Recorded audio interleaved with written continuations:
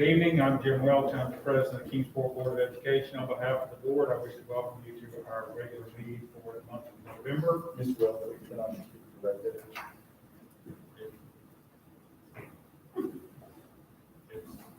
On speak.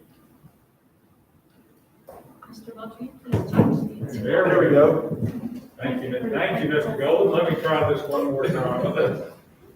Golden, you have some technical assistance here. I'm Jim Welch, I'm the President of the Kingsport Board of Education. On behalf of the board, I wish to welcome you to our November regular meeting and call this meeting to order. Mr. True, you have some guests for us. We do, Mr. Welch. Thank you very much. And I am really pleased tonight to introduce Connor and Reese Carpenter. This is our first socially distanced pledge, so we're going to see how this works out. You guys can hop up on the microphone right there. Connor and Reese are students at Jackson Elementary. Tell me your grades and your teachers. What classrooms will we find you in if we wander over Jackson? I'm fourth grade. My homeroom teacher is Miss Harrison, but I go to Miss Harrison's class first in the day. After Miss Harrison's class, I go Miss Heller's classroom. And then at the end of the day, last hour of the day, I go to Miss Downs' homeroom. You got some good teachers, and you hit them all, don't you? Exactly. What about you, Reese? I'm in second grade, and my teacher is Miss Casey. Okay. And so you guys are Jackson Elementary students this year, but I hear that you didn't go to Jackson last year. Is that correct? Yes. Tell me a little bit, where did you go to, and we'll see if anybody can, any guesses on where they went to school last year? Anybody want to weigh in on this one? No. No? So where did you go to school last year? Vicenza Elementary in Italy. In Italy. So we have world travelers with us. So what was school in Italy like? I've never been to Italy, so help me understand a little what that would have been like. School in Italy, it was same, but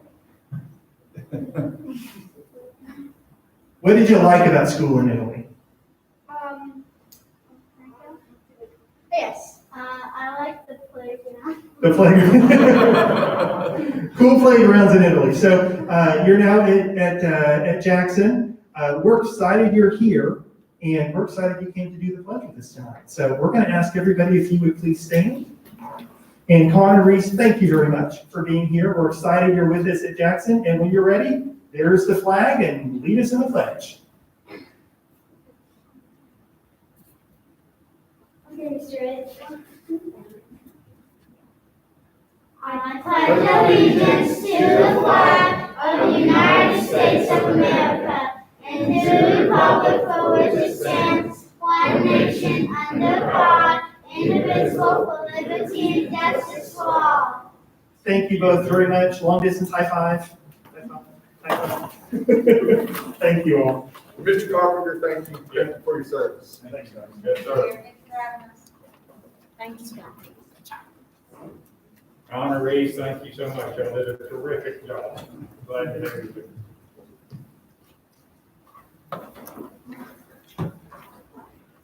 Ms. Altizer, you'll call the roll, please, ma'am. Board President, Mr. Welch. Present. Board Vice President, Julie Byers. Present. Todd Golden. Here. Eric Heiss. Present. Carrie Upshaw. She's absent. Thank you, ma'am. We'll now entertain a motion that we accept the agenda as presented. Motion to accept the agenda. Thank you, Ms. Byers. Mr. Golden, second. All in favor, say aye. Aye. Aye. Opposed? Now accept a motion to accept the consent agenda. Motion to do so. Second. Then moved and seconded that we adopt the consent agenda. All in favor, please say aye. Aye. Aye. Opposed? That has passed. Thank you. Now is the time for members of the audience who are invited to comment on items on tonight's agenda. It's not the time to speak about personnel issues, as there are more appropriate ways in which these can be addressed. If you are not sure how to do this, please ask one of us after the meeting. In your remarks, you may not refer to students by name without permission from the parent or guardian. If you would like to speak on a topic not included on the agenda, you're asked to submit your request in writing to the superintendent of schools at least 3 business days prior to the scheduled date of the meeting. Now, if you would like to speak about an item included on tonight's agenda, please raise your hand. I request that you state your name and limit your remarks to a maximum of 5 minutes.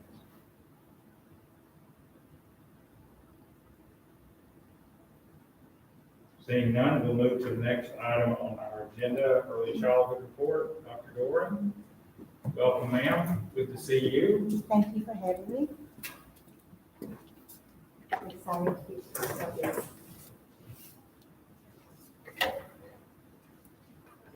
Okay. So early childhood got started in Kingsport City Schools in 1976, and it began as special education classes only at the Palmer Center. That lasted for about 12 years, and then in 1988, the first Early Child Learning Center was created, primarily for the reason to include typically developing peers. That was also the first example of inclusion in our district for pre-K. This is a snapshot of all of our early childhood programs in Kingsport. This diagram actually represents 25 classrooms, 70 plus staff members, and approximately 400 children. We have 3 distinct programs. We have the Early Childhood Learning Centers. You can see where those are located. That serves children ages 6 weeks through age 5 years. It is a tuition-based program that is primarily self-funding. Then we have voluntary pre-K, which is a grant-funded program for income-eligible children. And we have these programs are located at 10 locations listed below. We have 3 classes at BOE Dobbins, and I want to point that out because that is a collaborative partnership with Head Start. It's a wonderful working relationship. We provide the teacher, the curriculum, and supplies, and Head Start provides them the instructional assistant, the facility, building, and equipment. Then we have the Early Intervention Program for special ed students. Those are located at Johnson and Palmer. And if you notice, I have a little arrow there that says inclusion. 3 years ago, we had the opportunity to receive the Special Education Development Grant. And with the SPED grant, we were able to create fully inclusive classrooms. So we have 3 classrooms that are partnerships where the children are in inclusion activities for 100% of the day. It's been so successful that 2 of our teachers have been asked to submit proposals to present at the Python conference this year. And all of these programs, of course, are school readiness. I included this article mainly to explain we are very much monitored by the State Department. Pre-K is controversial at the state level because of funding, and mainly because in 2015, there was an article published, a study done by Vanderbilt University, that actually said that pre-K was effective pointing to kindergarten but did not sustain through 3rd grade. This article came out last year, 2019, by Brown University with the Edinburgh Institute, and it actually differs in that study. It actually states that pre-K does, in fact, sustain through 3rd grade, and children, they did find that children in 3rd grade do better than children who did not go to pre-K.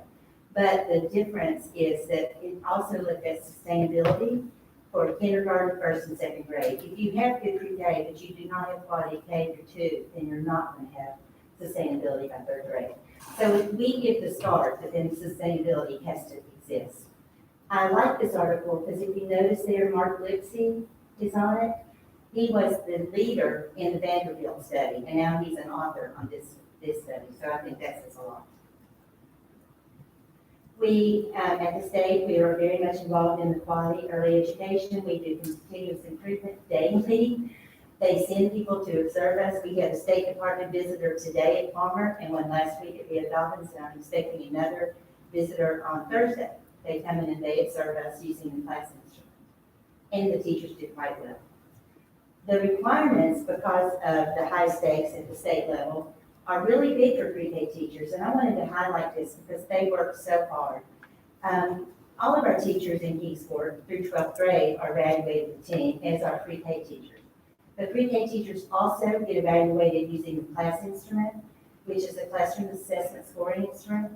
And then if they are new, they also have to go through an environmental rating scale as well as a language and literacy instrument observation.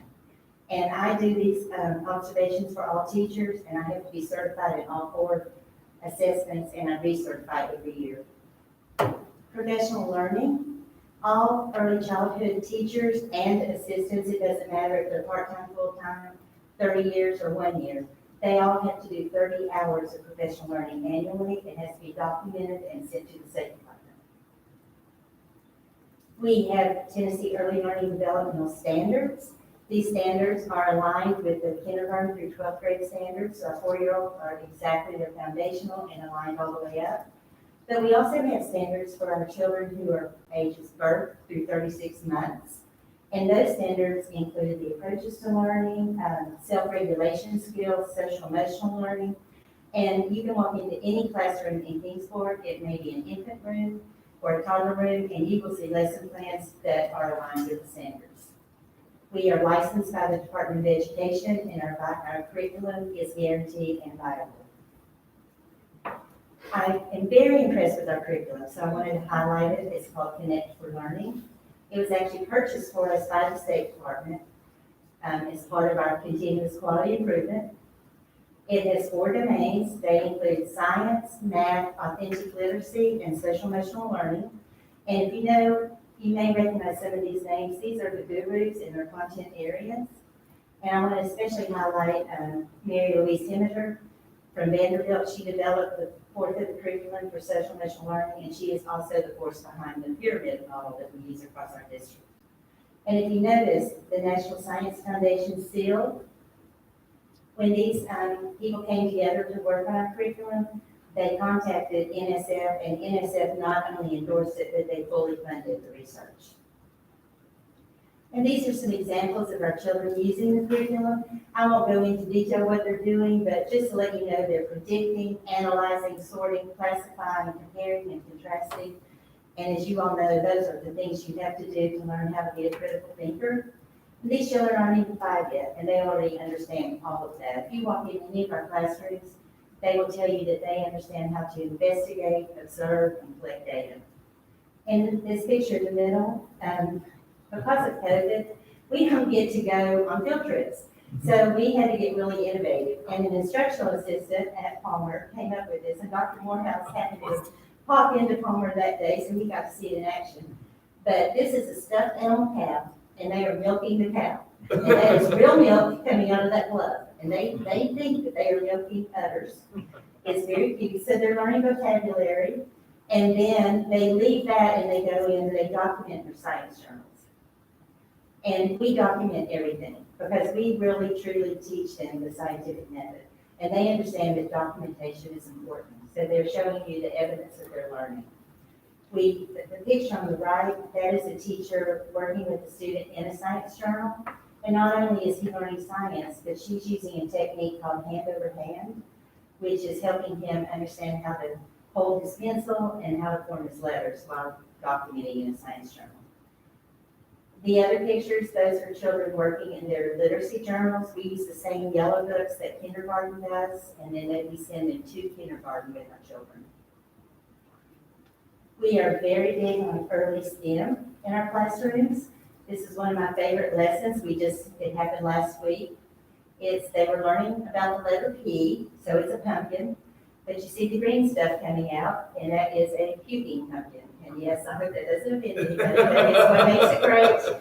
And the interesting story about this, last year we had several state legislators visit Palmer. We had state senators and representatives, and this happened to be the lesson that was going on. And Senator Rusty Crowe actually talked to a little girl and said, "So tell me about this puking pumpkin, what's it doing?" And she said, "Well, it's a chemical reaction." And he said, "Do you know what that means?" And she said, "Of course I do. It means that we put ingredients in there and they don't like each other, so they're having a reaction." So I think that is so such a great illustration of basic science concepts, but I guarantee she'll remember that when she gets to DB in chemistry. So I have some readiness goals in literacy when I do my administrative evaluation with Dr. Morehouse and goal setting. And I'm very proud of these because in 2018-19, we put 92% would be proficient entering kindergarten in 2019. That was the year we started inclusion, our fully inclusive classrooms. It was also the year that we had a new assessment, so I didn't really know what to expect. But by February, we were way past our goal, and we ended the year at 94%. So last year, I put 95%. Of course, we did not have, complete data because of COVID. But I can tell you that by February last year, we were at 94% already. This year, I've started out again with 95%, but we are already surpassing that. Our teachers are very excited. And ironically, I think part of it's because they Zoomed so much at the beginning and got to know their children, that when the children came in, there wasn't a lot of get to know you. They just hit the ground running, to the point that next year, my teachers have already asked if they can get their list early, like the end of July, and start Zooming to have that same experience. This is some data I put together. It is, I will say, it is not complete. It is using the data that I had accessible to me. But I wanted to show this because this demonstrates our readiness this year in spite of COVID. So we have 79% for ready, and it says 19%. Well, 79% were proficient or above, meaning on a scale of 1 to 5, they scored a 3, 4, or 5 on the writing sample for the assessment called above the line. The gray area, 19%, that represented 17 children out of this data who were not ready. As soon as the rest of the data gets in, I'm looking forward to updating this, but I'm very happy about it. And one thing, I do enjoy data, and since Michael's in here, I'm going to have to get him to help me with this. But one very exciting thing that I have been waiting for this year for. This is my 5th year in this position. So the kids who were in 3rd grade this year started with me in pre-K. And so I'm going to complete the trend data this year. And I'm very excited about that for 2 reasons. One, the year that I started in this position is when the State Department of the Ante, so to speak, is when the grant became a competitive grant and everything became high stakes. It is also the year that we started thinking more heavily about inclusion. Also, it's just a good time to do it because I have all of the data. I've saved it for every year, so it's going to be very easy to put together at the end of the year, and I look forward to sharing that with you. So all that being said, we're proud of what we do. We feel like we do make an impact. We have incredible teachers. But the sad thing is that we have 600 kindergartners every year, roughly, and we only have at most 300 pre-K spots. Technically, this year we have 270 because it varies depending on the number of 4-year-olds in special ed. So we are only able to impact at the most 50% of the children who are entering our kindergarten. And we know it works, so we need to start thinking outside the box about how to impact more. So I want to draw attention to that number because I think that would be something that we'll want to talk about in future budgets as we think about this, is that I've got some data that I'm digging into, but really start to believe that what we end up doing the rest of the time is those 300 that don't get to participate in pre-K, not all of those are. Some of those are coming from church preschools, or it's not that they haven't engaged in some, but there's probably some indicators that probably about as many as 200 aren't engaging in anything at all. And what we spend the rest of the academic career is trying to make up for that gap that exists from the time they walk into our doors in the form of RTI, in the form of remediation, all those things. And so trying to think if there's a root cause that we could get to, if we could close that gap, or if we could increase the number that have some kind of experience coming in or standardize. We need you to try to be able to have these skills when you come in.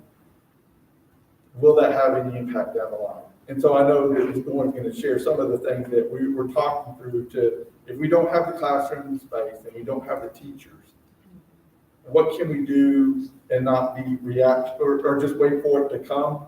What can we do to get out ahead and try to impact that number before they get to us? And so if you don't mind sharing that. Yes, I will. Some of the barriers to school readiness, like Dr. Moore said, is just lack of space. You know, I've talked to Jackie Wolf, we've talked several times.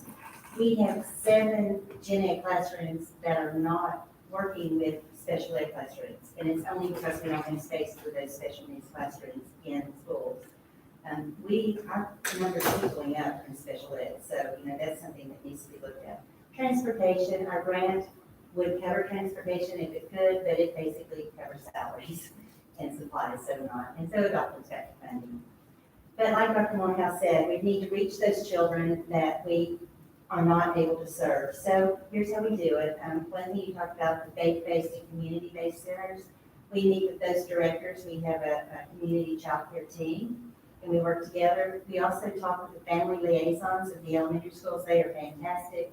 They help us locate siblings. They help us, you know, basically when they go out and do reach outs to the community, if they see children in pre-K, they let us know. I've actually been able to be involved with some of them at Jackson Elementary earlier in the year, and that was nice.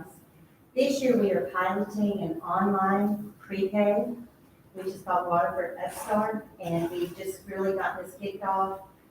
I'm anxious to see how it goes. We have 200 licenses at no cost this year, and we are using it with our classrooms as well as children who are not enrolled in Kingsville City Schools. If I find them, we offer it to them. I just spoke to If Dr. you're a Loudon. stay-at-home mom or things like that, and you have some resources, then we'll give you a license if you can try to work through that to see if there's any impact, Right. you know? I just spoke to Dr. Loudon about a student that we're probably going to, you know, try this with, because if our pre-K students have siblings at home doing remote, it's hard for a parent to get up and want to bring them to pre-K. So we're going to do that. Also, this can handle children that are on our waiting list, like for ECLC, if they're on the waiting list, then we're happy to offer this to them. Kindergarten readiness, we have a theme, Ready, Set, Go. We do an information meeting in January with the community child care team and families. And we're very excited. We're doing a book. Dr. Morehouse brought an example back from a conference. And so we are looking at it and trying to create one for Kingsport City. And this is a book that while children, it's a readiness book for kindergarten. While children are sitting in doctor's offices and the health department with their families, they'll be able to look at this with their parents. It's all about what to expect in kindergarten. Mary Beth McLean designed the cover. This is the cover. It's the Little Indians, because we all know that one tribe begins at pre-K. And she has some work-based learning interns who are going to work with her in January, and we hope to get this out mid-January. It will also be online on the website. And I'm going to end with just some more pictures of children. These children are, again, higher order thinking skills. They are creating and designing, and look how hard they're working. They are taking this seriously. They're playing, but you know, Fred Rogers, Mr. Rogers says that play is the work of childhood, and they are working hard. And in case anybody watching this is interested in pre-K and wants to register, this is my contact information. You can call the Palmer Center and we'll get you set up. And that is it. Thank you so much for sharing all this. Yes, I have a quick question. Okay. So there's only 50% capacity or 50% of all the kindergartens. How do you make the assessment as to who gets in? Is it just first come, first served? That's a great question. It is not first, well, ECLC, and I'm including the 4-year-olds in early childhood learning centers. Like I said, that is tuition-based, and it is first come, first served, and we did have a waiting list. Voluntary pre-K, that is because it's state funded, we have to serve income eligible children first, and we have guidelines. It depends on the number of the household and their income. We typically have a big registration session in the spring, and then we literally rank it by income, and it is based on that After we have exhausted all of the income eligible children, then we allow other families in. How often does that occur? But Where you would exhaust the pool of income? this is the very first year this occurred since I've been here. Okay. And it's because of COVID. And we didn't have our registration. We literally, my secretary and I had to drive by registration. But interestingly enough, this week, we are starting, I probably registered 5 4-year-olds this week. So they are really picking up. We're full, except for just a very few spots. Theo Dobbins has a few spots open too, because they are not allowing the full bus load, and so parents don't sign up. But this is the very first time that we've had spots open. But to know that we have waiting lists in our ECLC, I mean, it really does come down to space. And this is not something that is really funded at the state level. By and large, that most of this is self-supporting grants, things of that nature, for how you do pre-K. And so to expand that is really a local decision as to how you would go about doing that, because again, we don't really receive funding from the state for pre-K. How large is the wait list at ECLC? I couldn't tell you exactly. It is not as large as it normally is, but we do have people on the wait list. At Palmer, for instance, of course, you know, infant care is one of the biggest concerns in a city right now. At Palmer, we have people on the waiting list who are their babies have not been born. We have people holding spots at Palmer who are waiting for their children to be born. So if you were to point like 100, 200, you think maybe would be how long the list is? I know not the ones that are not born yet, right? But Right. if we were to increase capacity, how much? Yeah, they were to make a decision in the budget that we wanted to expand seats. If we had space somehow magically, what would be I the think next? overall, that would be the number. But I would want to include, you know, in my mind, I'd like to see something in the budget where we could have children from lower socioeconomic schools and also ECLC at the same time. So like 200, you think I across the think board? so, yes. And what percentage of the, I apologize, I'm asking. No, I love it. This is. If you give me questions, I will fill them. Well, I You just love- find out, you I understand. I just love these because this kind of helps craft, you know, an understanding, because obviously there's an impact here. I mean, and that's what we want, right, is to impact as best we can these kids and intervene as soon as we can.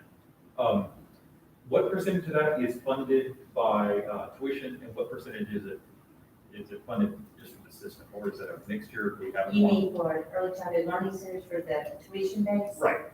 It is 100%, the system does not fund us unless we are just, you know, in the red for Okay. some reason, which COVID this summer, we did not have the revenue coming in, and David probably be talking about that in 2 weeks. But typically, we are self-funding, you know, completely. We don't get anything from the district. When we do the budget reports in there, I mean, it's usually, I mean, I know that's turned around in the last 2 or 3 years, but they're self-supporting, and Yes, we are. they've got a good model. They've got a good model that you could expand if you had the space. So that's what I was saying, is Yeah. if you expanded the tuition part, and the tuition part helps support the entire system, Yes. that's what I was saying. Well, so what the tuition part pays for are the ECLCs, the early childhood learning centers. Yes. The grant dollars really come to fund, the Palmer Center. Would you say, or Volunteer go pre-K. ahead, you explain that. We have all 3 programs at Palmer, but it funds voluntary pre-K. Here's an example for early childhood learning for ECLC, the tuition based. One of our classes that has 20 children, 10 of those are 3-year-olds and 10 are 4-year-olds. Ideally, we'd like to have 2 separate classrooms, so you could have 23-year-olds and 24-year-olds, but we don't have the space. Anything else? Questions, comments? Sure. Of course I do. I just want to understand, I think the question was answered already, but the 300 pre-K slots, that is only in the Kingsport City School. It's not in the Kingsport area, right? That is Kingsport City Schools only, but that includes all 3 programs. the tuition-based, grant-funded, and special ed. So, but I do know that there are a lot of high-quality early childhood centers, like Yes. Waverly Road or First Presbyterian, to name some. So we're not including that, but that No, No, that, yes, So we're actually reaching, there are more kids that are being well, that's reached than what we what, I think are. that was the point, is, so in that other 300, the other 50%, I think that there's probably another 100 that are probably going to a quality church preschool.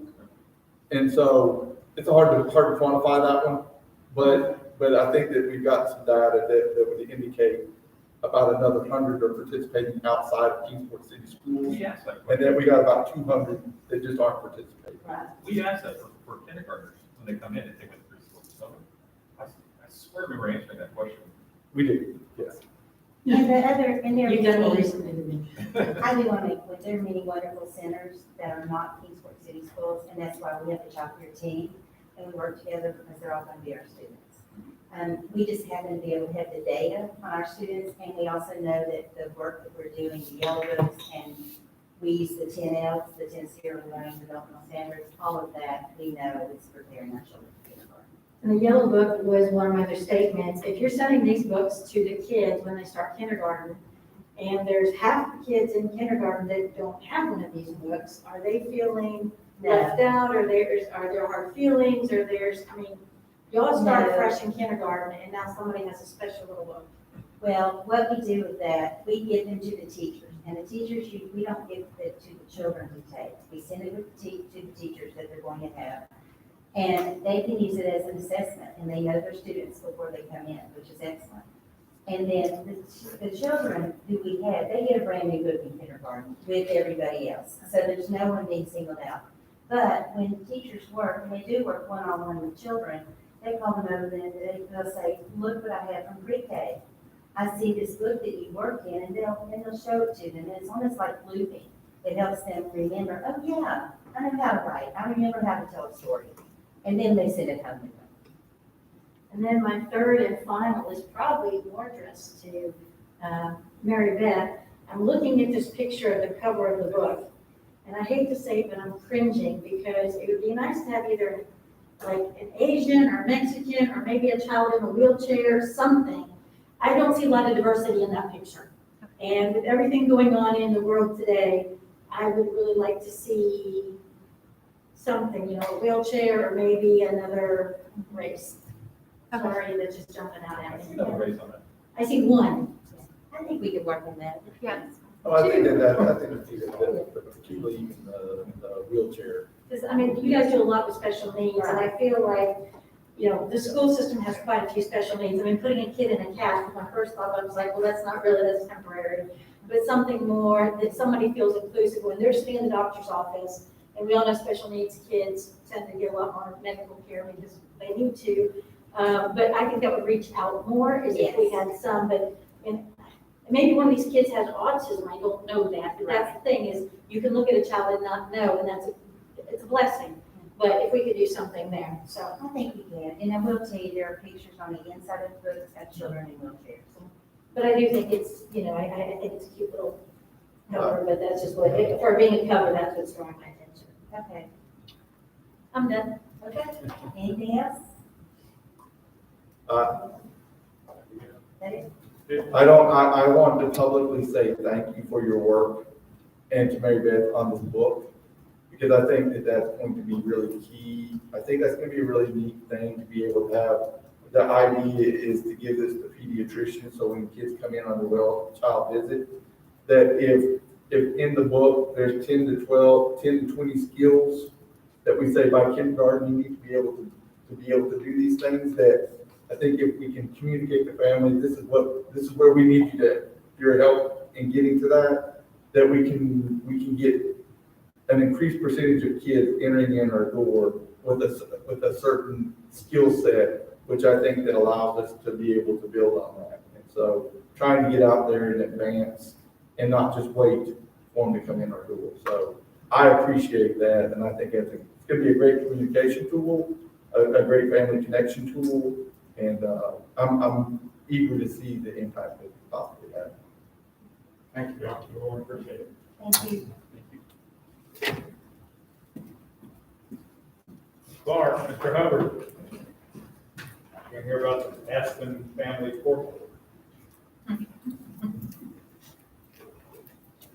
Grab your sheets of armor, you might need it. Well, first of all, we want to say thank you for having us. Thank you. I need as much help as possible. And we want to thank you first of all for your patience, okay? We're going to start out, and she didn't know I was going to do this, but joining me tonight is Mrs. Becky Clark. She's the face behind the student information system that you don't see. She is the coordinator of our SIS, or Student Information Services. And she's the brain, the brawn, and all the work that goes on behind that. And I will say that because I want to put it in perspective so you'll understand. And due to when the contract was approved, we actually started work with Aspen officials. We had one preliminary meeting in February, a webinar, but our work started in March. So we actually created and got a whole SIS up from March until July 7th was our actual day. So that's 4 months of work, which may not seem like much, but most school systems, it takes a year. So I want you to know how much work that she and Sherry Fields and Matt Clark have put into that. Just wanted to start out like that. I know you probably also can ask questions of why isn't this up and things like that. That gives you a little perspective behind that. And they customize many things. So tonight, I'm speaking with Dr. Morehouse. We're very excited that we're going to be rolling out the family portal next week. Progress reports go home this week, so we did not want to inundate the parents with progress reports and, also the family portal and give them too much information at one time. I know that they're very eager, so again, we do want to say thank you for your patience with that. But we did want to go ahead and instead of doing a PowerPoint presentation, we thought it would be advantageous to go ahead and actually show you the family portal site and what it will look like, so that way you can see what parents will be viewing when they have the ability next week to get into this. So only parents that are designated as guardians 1 or 2, which are the custodial parents, will receive this. So what is being going on behind the scenes is what's called merging. So with this, what we've been doing is we've received the information and that was transitioned from PowerSchool to former SIS. So we did not have the data merge, meaning it was very much separated in integral data units within each school. Through the merging process, what we've been able to do is, therefore, if you have multiple students, all that data is merged. So before, if we had a student at DB and Sevier and at Washington, and you had changes to address, phone number, whatever, you had to make those literal changes at each and every school. Now with the merging, we're doing work up front. If we make the change and that family or that parent is merged, all that data gets translated across all. We won't have to worry about that going across multiple schools. Once that's done with the merging, that will all be taken care of. So part of that too is you have to understand being very, very careful with the merging, okay? Meaning we have many people that change phone numbers, change addresses, change emails, and so we have to make sure that when we do merge, that is the correct person. So again, we have been very conscientious. Want to thank our registrars, our secretaries at our schools. They've helped with that process. They've been an integral component within that. They've come in several times to help. They have. Yeah. They have. And it has been a tremendous process, but they have been very helpful with that. So what you're seeing right now is actually the homepage. And when parents log in, and this is the same as the students or also with our teachers, you always land on what's called the homepage, okay? And I'll describe it a little bit. Up at the top, you're going. Can I interrupt 1 second? Oh, you can. How do they get to this homepage? Okay, what we're going to do is actually, along with when we release next week, we're sending all the information. So they will have, we will actually give them login credentials, which are actually automated through Aspen. So that way it gets individualized for their own family, if that makes sense. So then also we will have step-by-step directions. We've already created several resources for parents that will guide them through the whole process. So we actually will have the Aspen link on the website where actually running the family, and we'll also be giving them the URL so they can do either one, but it will be very easy to navigate and for them to set up their accounts. Great question, thank you. And I want you to stop me at any time as we're going through. I'll try to look up there and see. Thank you very much. We'll talk about the different components of this. Not trying to be funny, these are called widgets, and that is the technical term they utilize for that. So there are different widgets, and what's nice is we can customize this as we continue to grow. You will see this will grow and become more robust. This is the banner that goes across the course. We keep our KCS logo right there. Another component that we have right through here is our announcements.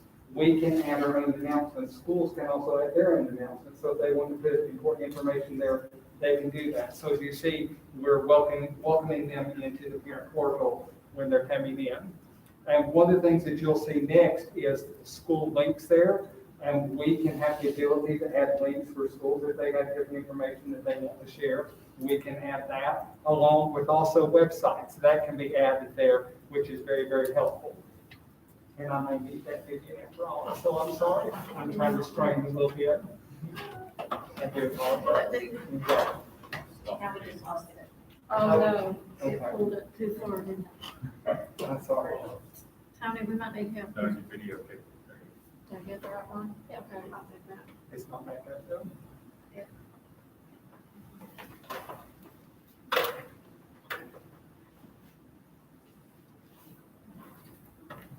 There you are. We'll get it right back up. Okay, Can I ask So another again- question? yes. I'm sorry. So let's say you have a child in Dobbins Bennett and a child in Johnson Elementary. Would those two websites be the only ones appearing under the websites, or would we see all 13 schools under those Now, websites? you will see, if you'll wait till we get to the student part, you actually can filter, and we're going to show that in just a second. So can I hold that question for just a minute? Yeah. No, thanks. You're asking me a beautiful segue, so that'll be great. And we'll show you how you can filter. I'm actually demonstrating with my sons and account, and right now I only have one in the system. But if you have more than one, you can filter through and you will enter that. You'll be able to see all the information just through this one portal. Down through here, you see the recent activities for the students.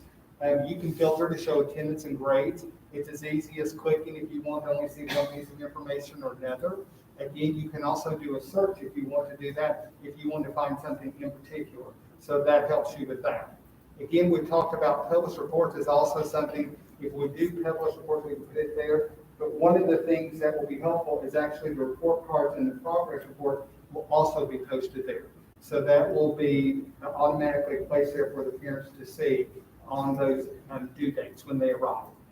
Over here, you will see the to-do task, and that provides a list of assignments.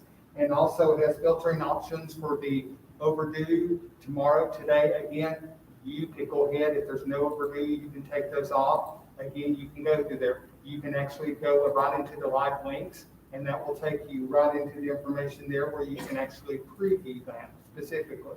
Hang on a second. So, but that just shows you, it doesn't actually take you to the assignment. The assignment, you have to log out of here and go to Canvas. We'll show, this just shows you what has actually been placed for that assignment, if that makes sense. Right.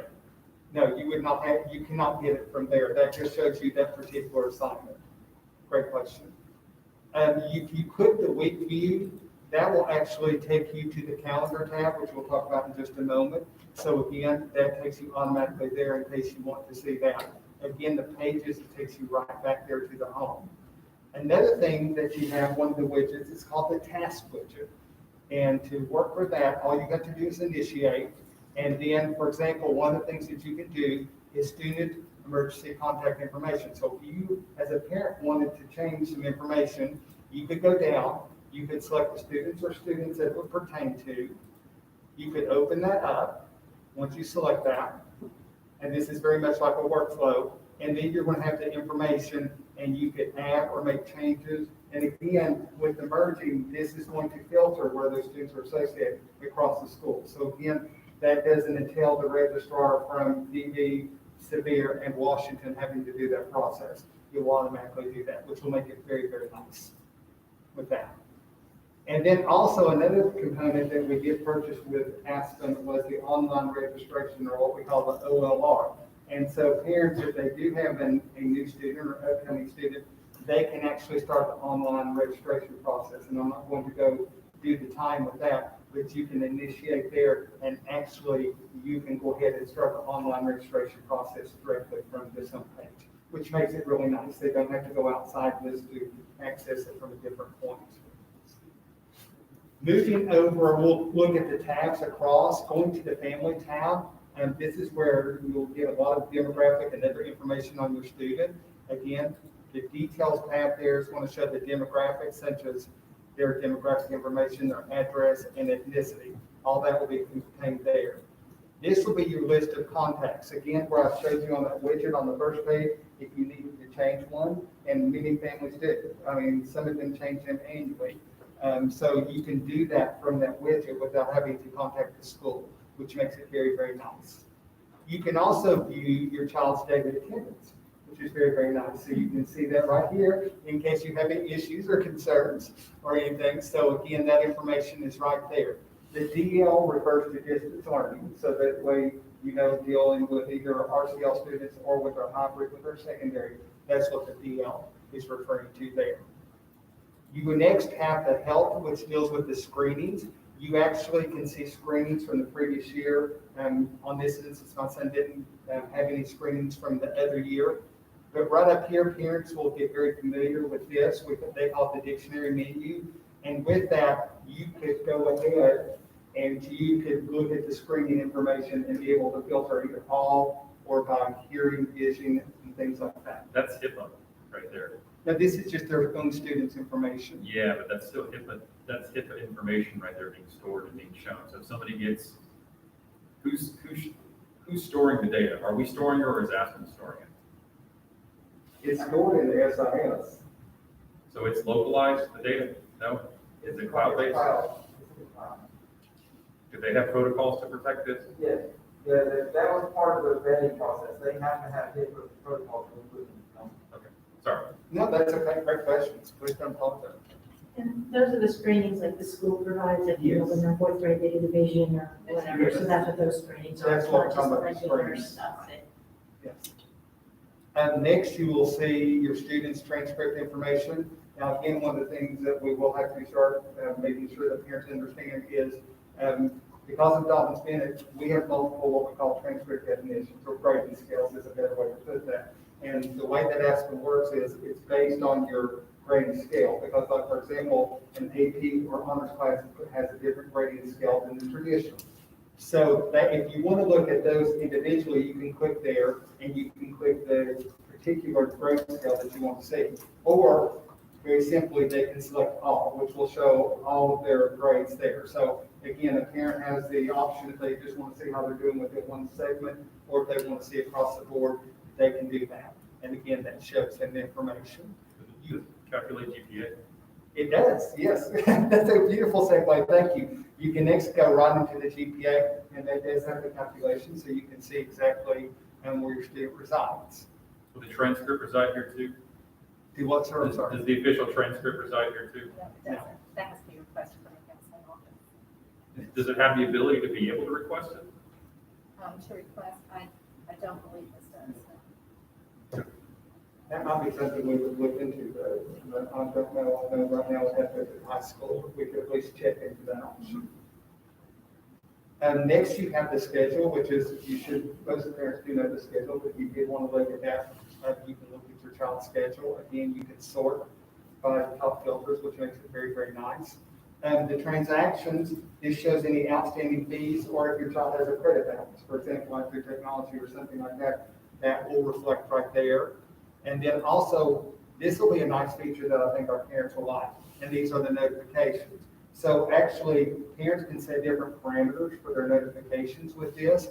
So if, for example, if they want to be notified of an attendance entry, they could subscribe there. If they want to be notified for class attendance or for grades.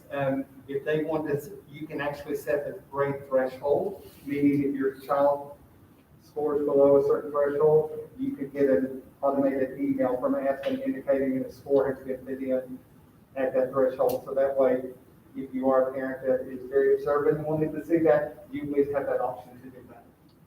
The attendance, the way it's worded, when you said DL before, like distance learning, so if anytime they would get a notification, or they'd only get a notification like if your child didn't show up to class? Correct. It's not like you're going to get a day. I'm not gonna get a thing every day going, your child's in period 1 or your child's in period 2. It'll be like your child was missing in period Right, 1. it's related to missing, not to like a, yeah, I understand that. We would not try to kill them with that many emails. So they sit there. Text alerts, yeah, you go. My Text goodness. alerts all day. Next is your academics, and on here is where you can filter by student. This correlates kind of what you're saying. All of the students, like if I had additional students, they will be listed here. So you can filter according to what student or your child that you want to look at, and then again, you can look at the information. It's important to note as you go through, when you're looking at this, these will pertain to the different classes that they have. And I'll show you what I'm talking about. So first off, you see the schedule there, and what you're going to see under the academics here, the details right here is going to provide an overview of both attendance and the grades, okay? So that lets you know, for example, it shows the absences right there, and you'll be able to see the grades that have occurred. This is actually the homeroom, is what I want to show you, so that's why you don't see anything right there. But if I go to the next one, then that's where I will see. Does that make sense? So for English, I see the attendance summary, and then also the different grade summary. Does that make sense? And then I can just use these to go through, and that's how you filter through, just like we call it the toggle switches, or someone call it the VCR switches or whatever. So that's how you can do that.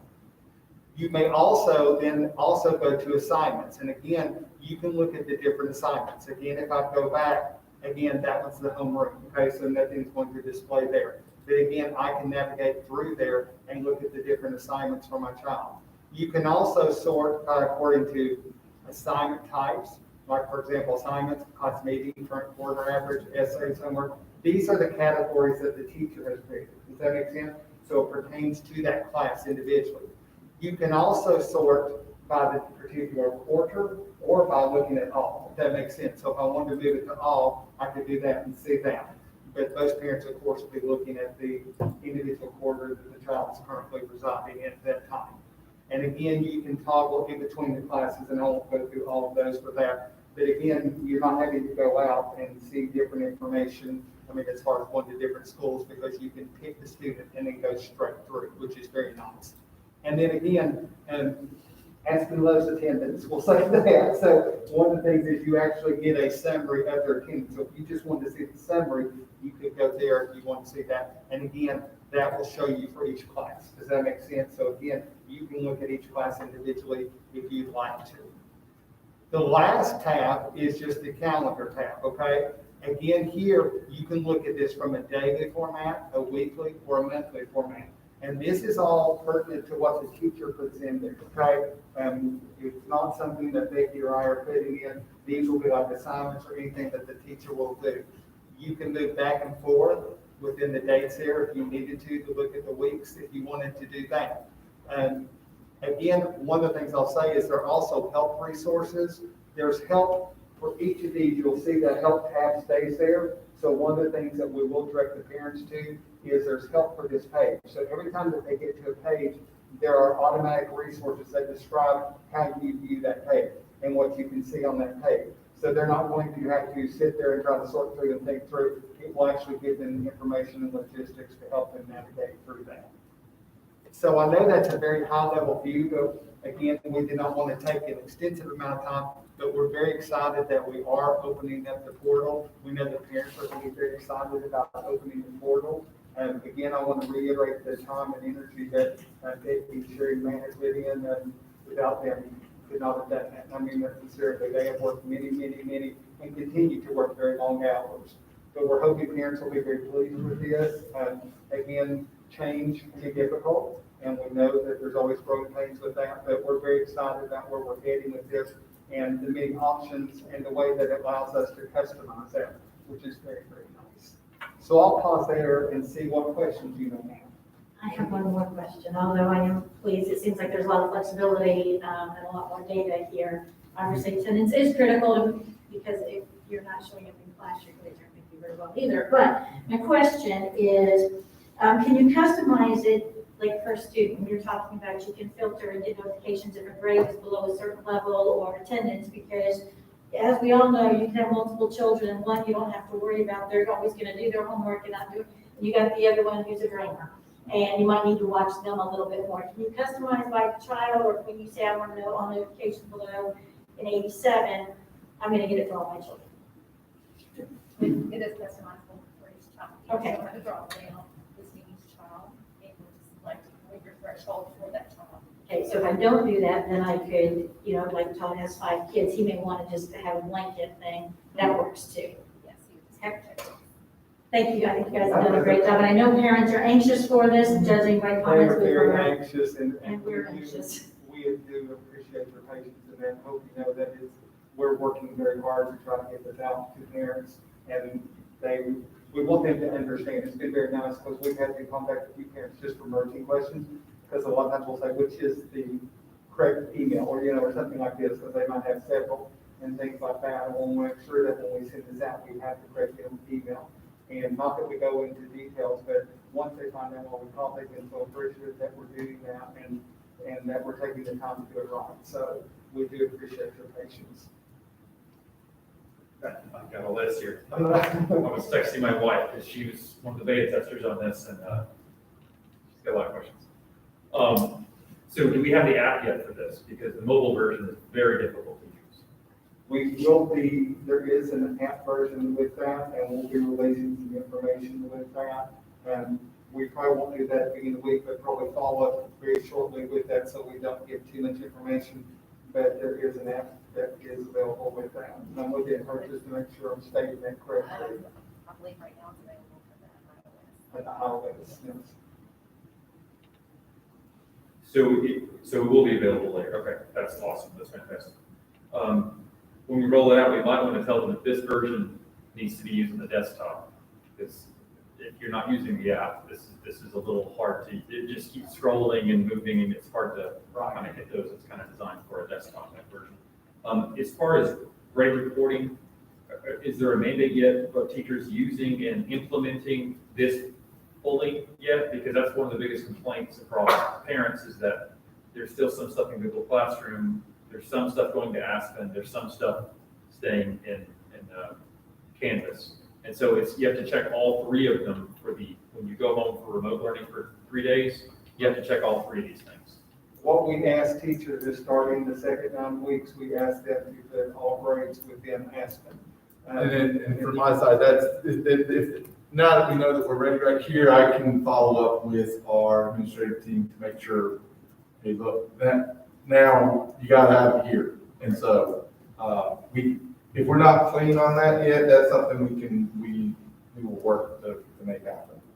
Yeah, and I understand if we were still working the Yeah, bugs out, no. I get, but if we could just wholeheartedly support Yep, this, yep. that would greatly reduce a lot of emails and texts and questions about this. Yeah. I think it's fantastic. I appreciate all the work. Please, my questions are not meant to denigrate any of the work that this is. It's great. I can only imagine what you've been through in a very short amount of time.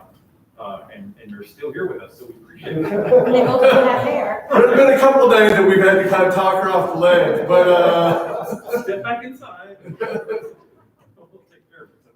Thank you both for doing that. well, and to that point, yeah, I mean, it was trying to get that balance of, we know that we want to get this out to them, but we also know that if we don't do it right here at the beginning, the problems that it's gonna cause down the road. And so again, just thank you to all of our families and to everyone for being patient. But I think that this will be something that people will be pleased with for the long term, but I know that it was painful in the interim, getting to this point. So, and thank you to you specifically for your hard work. I echo everything that Michael was saying. So thank you. Thank you all for your time. We appreciate it. Now, I keep saying this over and over again, but managing for now is preparing for next, and I think you guys have done a phenomenal job under the circumstances, and I think that we're going to be well-footed for the next as a result of the work that you've done. There's nothing we can do to make all the problems outside of here go away. But in terms of mitigating it, you guys are doing a terrific job. And I Appreciate it. Thank you.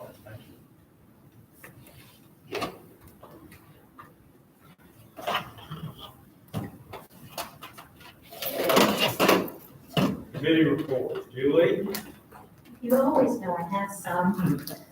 I want to say one thing, I promised I wouldn't talk about the census anymore, but I have to give you, I think this is, no, I think this is great news. That, like, we are the highest in the state in our area, and we got like 98.7% return or something like crazy, 98 to 99. So it's incredible how great our return was in this area. Tennessee in general was very high, but we're above the national average.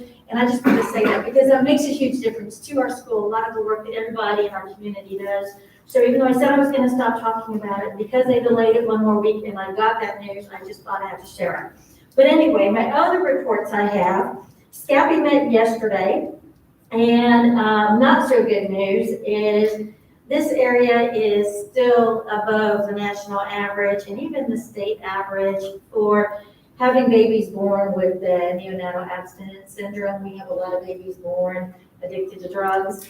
I hate to say that we are top in the state on that because that's not something we want to brag about, but we do have a lot of resources available, and I want to make sure that people know that these resources are available through the health department. With COVID, I thought this was kind of a cool outreach that there's some partnerships that the health department has with our hospitals in the area. So if a baby is born addicted to drugs or even having drugs in the system, they have workers from the health department go and counsel the mother at the hospital. They have permission to go into the hospital. They're one of the few people, I think, outsiders that can go visit. But to work with the mother to make them understand what's happening and to try to make sure that the baby has proper care. So there are lots of services.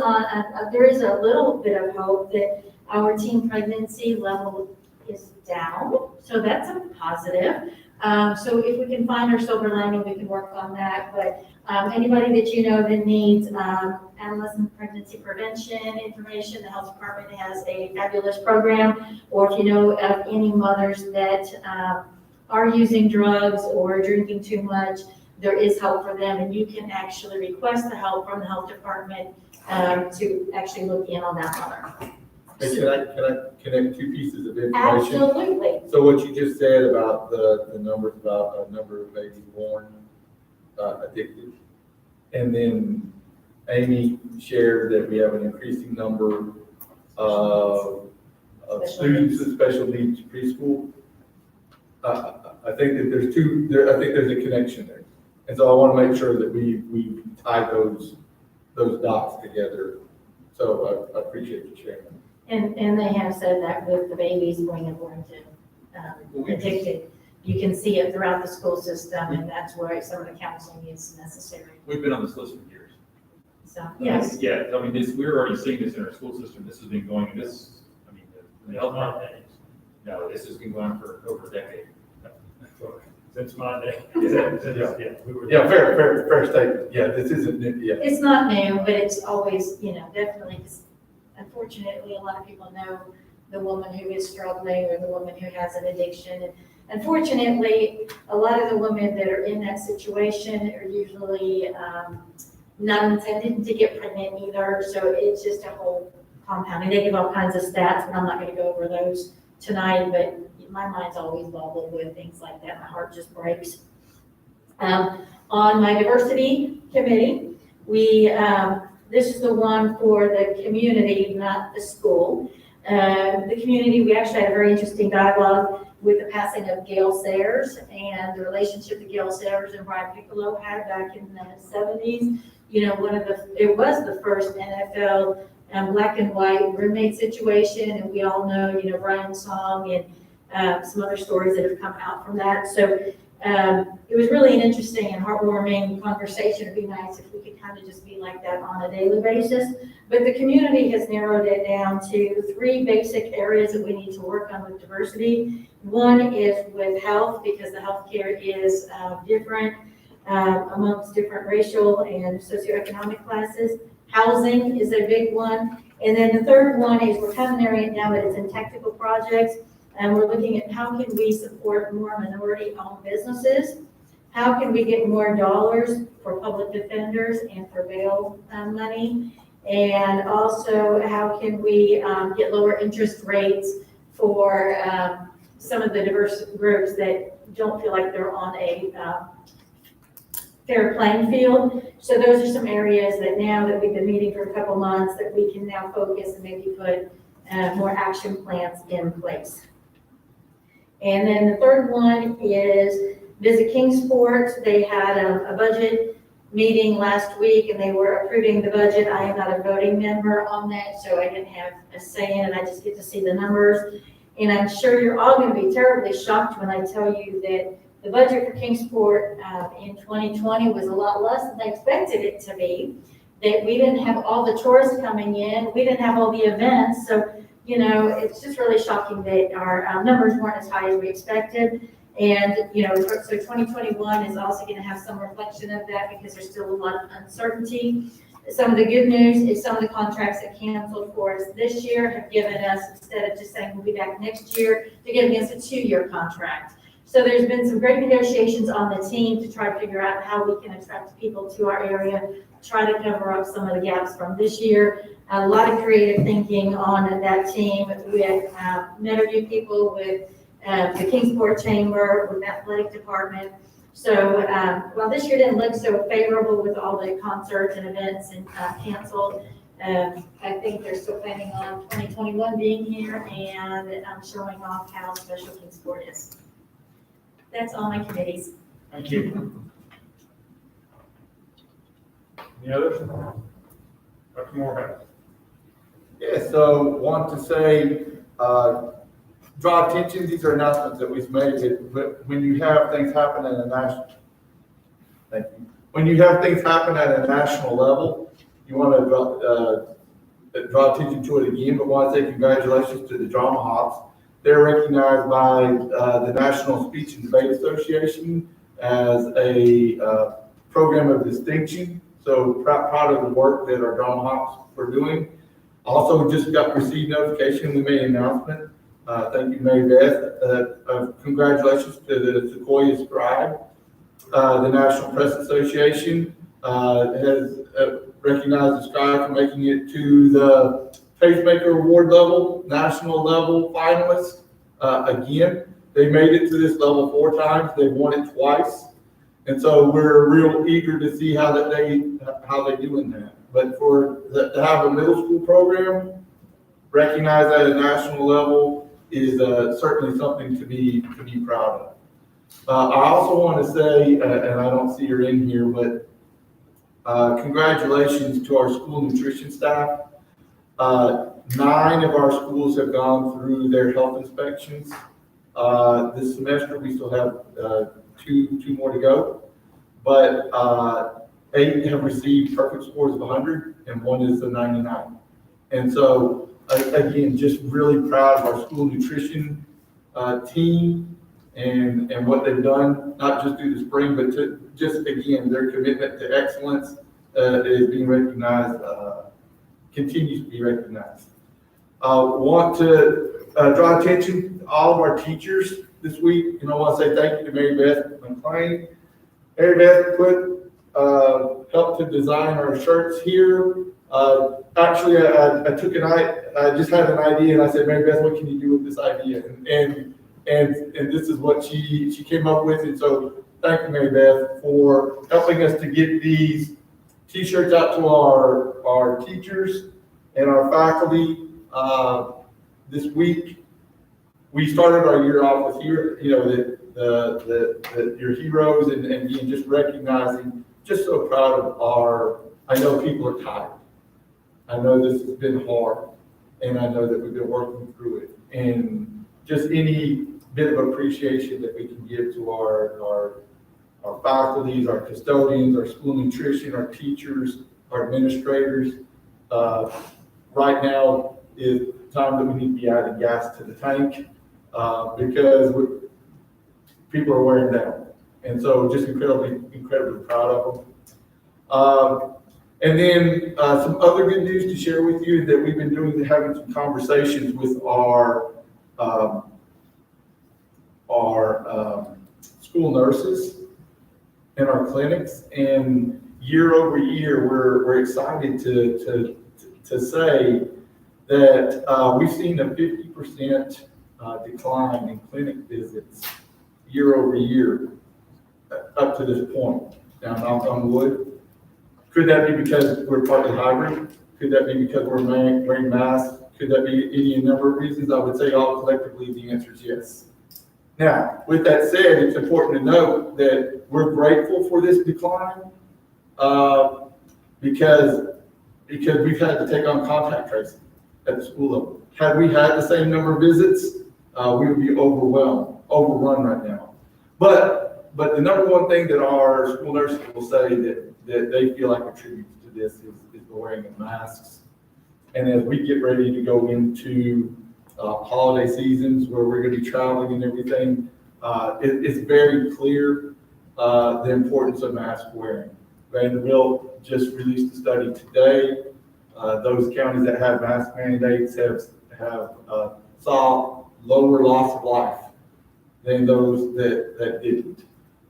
There's lots and lots of research that are coming out. And so, again, I know everybody has mask fatigue. Everybody has all that, but this is not the time to let down our guard. It's time to lean in and just continue to be focused on doing what we can, which is wash, wait, and wear. You know, our school district does that well, and I think that reflects in our own internal statistics. Our internal statistics don't match what's happening in the community. And we attribute that in large part because we're able to wash our hands frequently inside the school system. We disinfect our buildings every day. Everybody wears a mask that comes in, and we social distance as much as possible inside our buildings. And so with that, we're able to provide healthy environments. The health department continues to tell us that schools aren't contributing to whatever spread they see out there. That schools continue to be the healthiest places for our kids to be. And so every week that we have those conversations, we knock on wood that that's what they continue to tell us. And so what we can do to have people help us with that is, again, try to mirror those practices at home as much as possible. When we make the call this Thursday for what our operational status will be, that will be the call that we'll make through up to Thanksgiving. Okay, so that there won't be another one coming around on that. So we'll this call that we make this Thursday will take us to Thanksgiving. Okay. With that, I conclude my report. If I could add, there's actually data that have come out from the other side of the globe who is now going into summer, right? They're in spring, about to go into summer, that saw it actually flu disappear for this year. And they directly attributed it to the social distancing, washing hands, and wearing masks. And also keeping kids in school, because while the kids are in school, we can actually control the environment in which they're in, keep them away from higher risk situations. And so it is, for anyone who would have questions or would wonder, that the science absolutely backs up the data. I have read that. I'm glad you mentioned that. We're hoping that is what we see this flu season as well. Now, with that said, I also would say I got my flu shot. I would encourage everybody else to get their flu shot. So let's get your flu shot as well. And as we go into this. They also saw 80%, which we usually at our best we get is 60%. I think it's 40%. So they saw an 80% adherence to getting flu shots. It absolutely works. They absolutely work. Everyone gets a flu shot. Everyone wear a mask, please, and use common sense. We love our kids. We want to keep them safe. We love our community. We want to be able to keep them in school. Thank you. That concludes my report. Thank you. Thank you for giving my end of the lesson. Let's stay healthy. With that, we stand adjourned. Roll trial. Roll trial.